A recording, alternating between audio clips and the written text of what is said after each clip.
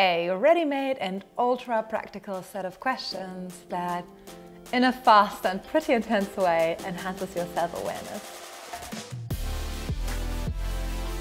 Hi, I'm Astrid. We're the ARC, this international mastermind of impact-driven individuals who want to use their biggest talents, passions and values to build something that inspires themselves and others. We organize boot camps, retreats, coachings, online and offline. And if you want to get badass, to-the-point personal growth exercises, subscribe to this channel and hit the notification bell so that you are notified whenever a new video is up.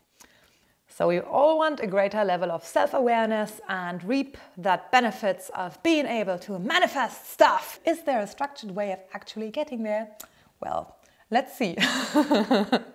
We thought, why not producing a video where we use one of our favorite models, the Johari Window, as a guideline to really come up with some incredibly juicy and heartwarming and intense questions to lead us there in a fast and ethical manner. Did I say ethical? Maybe more like adventurous manner. Don't do something that your mom wouldn't allow you to. So the Johari Window is this cool 2x2 matrix centered around things that are known and things that are unknown. And it relates to both yourself and to others.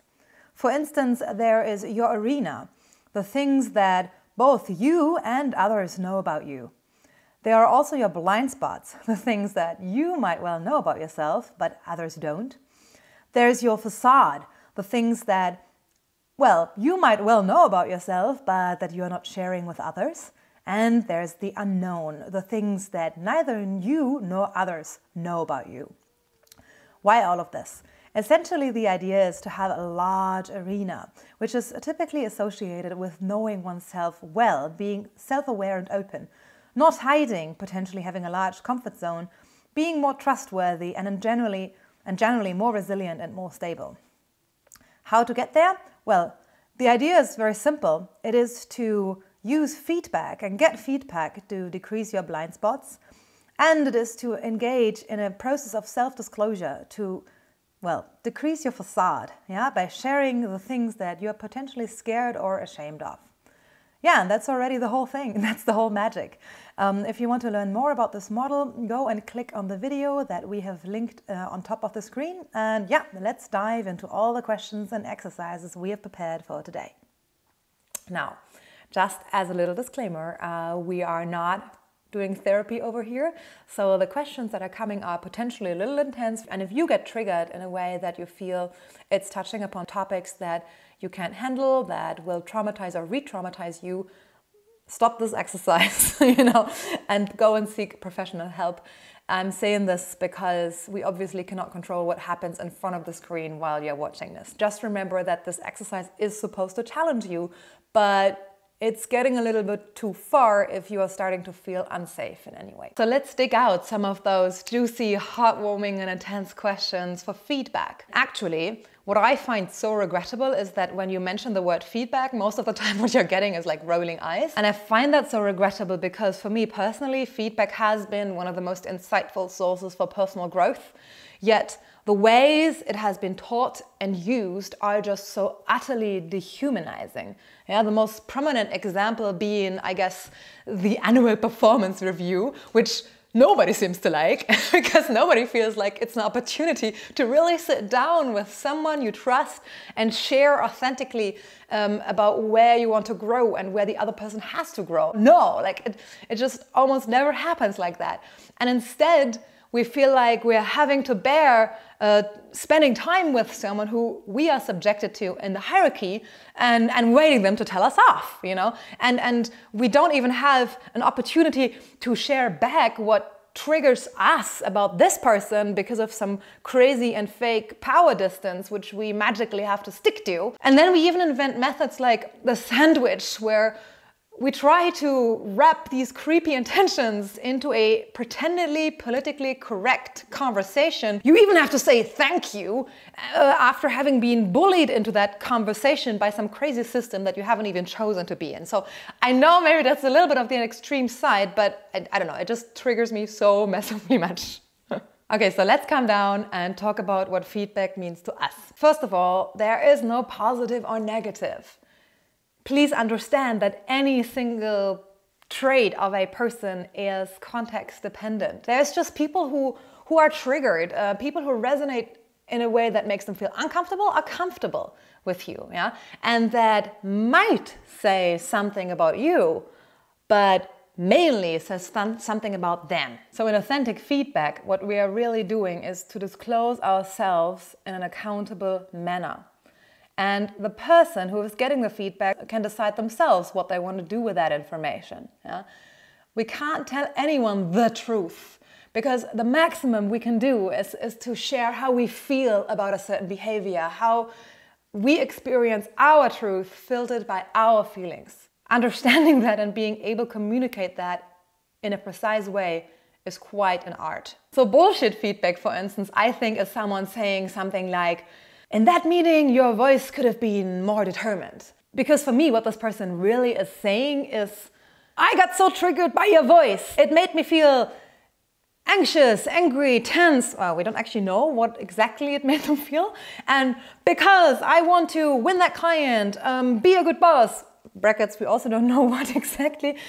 I really want you to speak in a way that makes me believe that you are more determined, so that I don't have to go through those terrible feelings of anxiety, anger, or tension, or whatever it is. And I'm using this formulation of could have been to simulate that I'm actually polite, but what I'm really saying is, like, if you don't speak in a way that makes me believe that you're really determined, you're not gonna get a great evaluation here. Saying your voice could have been more determined is exactly the kind of feedback that messes with people, because it makes them feel so inadequate. I know most bosses don't have bad intentions with this. Frankly, they might just have the wrong skill set. And I pledge guilty myself, you know, I'm a boss myself and I probably made mistakes with this. And I acknowledge that bosses have been wounded by their own bosses and by their overloaded agendas. But as a result of this unfortunate coincidence, they are still wounding people, and it is just such a problem. So here's how we suggest you do it. You say something along the lines of, in that meeting, you said X, and you repeat whatever that person was saying. And that triggered a lot of anxiety in me. Yeah? What I would have needed and expected from you was you to speak in a voice that sounds more determined for me, which in my world means that you have to speak a bit more slowly and with a greater amount of calm, because I really wanted to win over that client, and I believed to observe that your tension spilled over to our customer and made her doubt her purchase. Yeah? So I cannot give you a good evaluation unless you learn to master that skill. So do you feel that difference? This is a feedback given by someone who understands that feedbacking someone else is not a way of exerting power, but an honest conversation about self-disclosure. And by the way, was there any sandwich necessary? No, there wasn't, yeah? Because there's no good and bad, no guilty and innocent in this particular conversation. And this is also suddenly the point where it makes sense to say thank you. Because you're thanking not so much for someone blowing off steam, but you're thanking for someone who had the courage to express their anxiety in front of you. So just a quick summary, what are these steps? And we love to start with a T for triggering situation. Maybe you can't even think of one. Sometimes we just have vague emotions, and actually if that's happening, it's also okay. The second thing is E for emotions. Name how that trigger makes you feel, and if that's something you're struggling with, just remember that it's one of the four. It is fear, anger, sadness, or joy. Yeah, one of the four.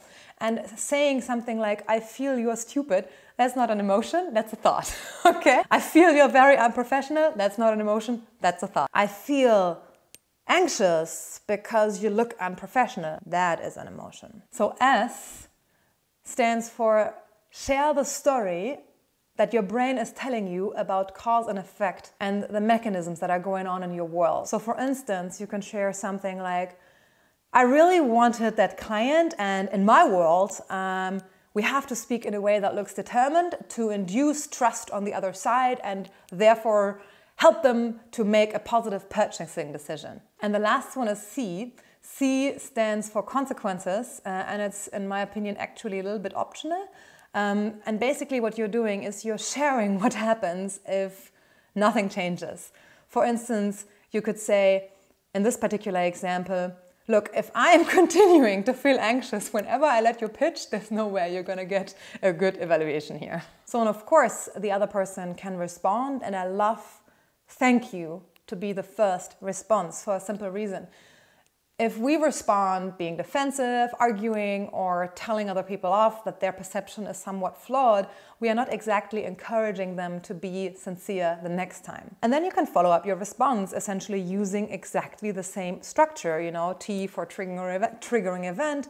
What phrase exactly was it that resonated with you in a comfortable or in an uncomfortable way? What emotions did you experience? Then what story are you telling, is your brain telling yourself about that particular combination of triggering event, emotions, and whatever context you feel you're having, and what consequences would you experience or the other person if nothing changes? So I guess we could call this a task structure or something, like we've literally made this up. But yeah, that's the way that I really find feedback is given in a good way.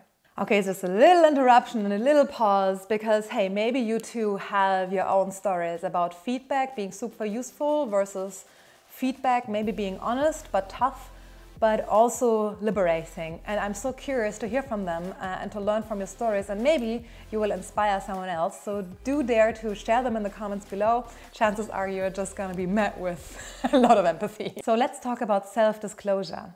And we have already used that word of self-disclosure a lot in a way that your feedback partner is disclosing themselves to you by giving you feedback.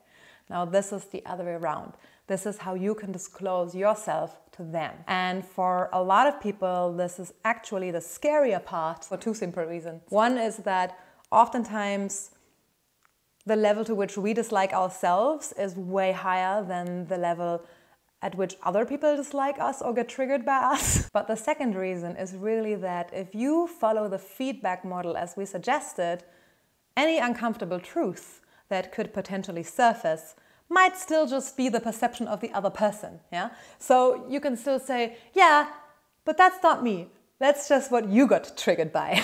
Whilst if you are disclosing yourself, you can't use that backdoor anymore. You can't blame someone else's perception for you having all that ugly truth. So first of all, let me motivate you, because we often struggle to share our most embarrassing secrets, our darkness, our own ruins, because we sincerely and utterly dislike and maybe even hate us there. Yeah? And we find it so incomprehensible that someone else would like us. But of course, and I probably don't have to tell you this, when you share something that's hard, when you're being vulnerable, what we are being met with is so many times an overwhelming wave of love and empathy. And why? Think about it, it's so easy. By daring first to share something that makes you imperfect, that makes you less of a machine, so to say, you are giving permission to others to also accept and allow in their own perfections. So is there a model like TASK which you can apply to get some structured results? Actually, I don't think so. For me, this would be overburdening a process that is pretty deep. So I thought I'd rather give you a couple of questions that have really worked for us and a couple of best practices on how your partner can behave to make that difficult process a little bit easier for you. And trust me, if you're doing it right, it's likely to be quite difficult.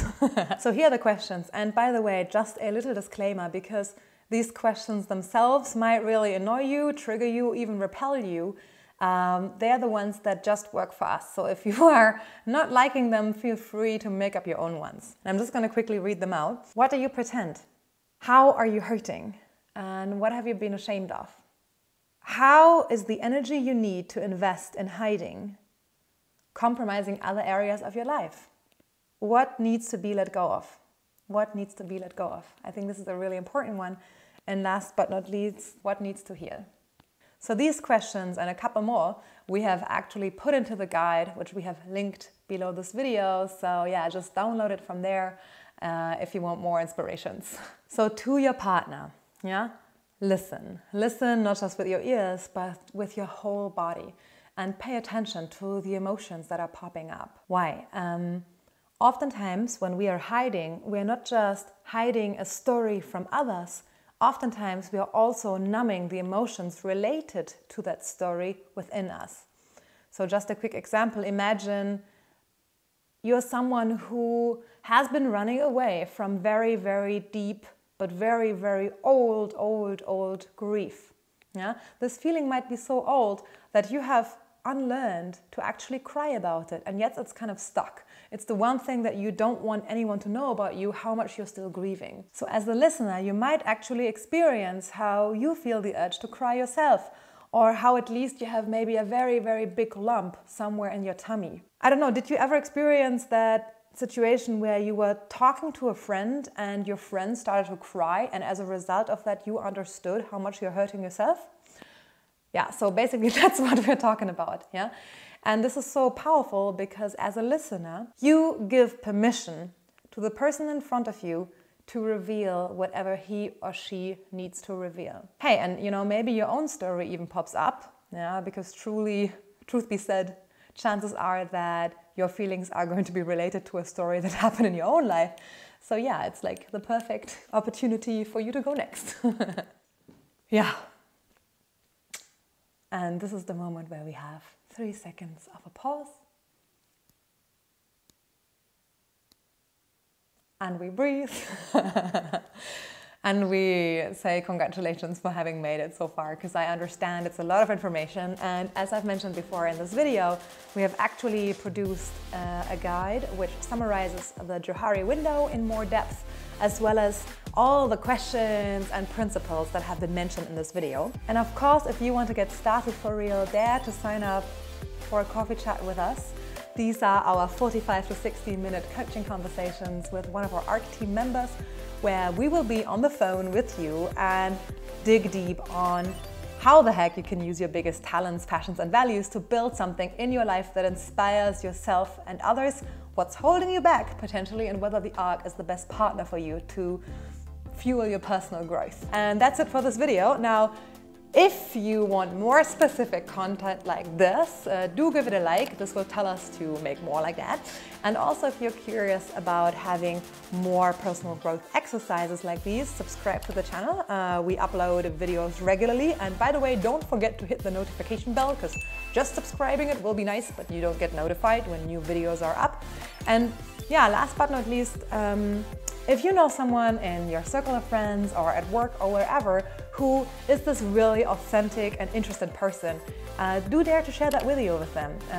And maybe, you know, someone's coming back to have a Johari Window conversation with you, which surely is going to be a lot of fun. Of course, if you have any questions regarding the Johari Window or regarding the conversation guides we've been sort of putting up here, yeah, comment below this video, and I'm wishing you an amazing end of the day. Bye bye!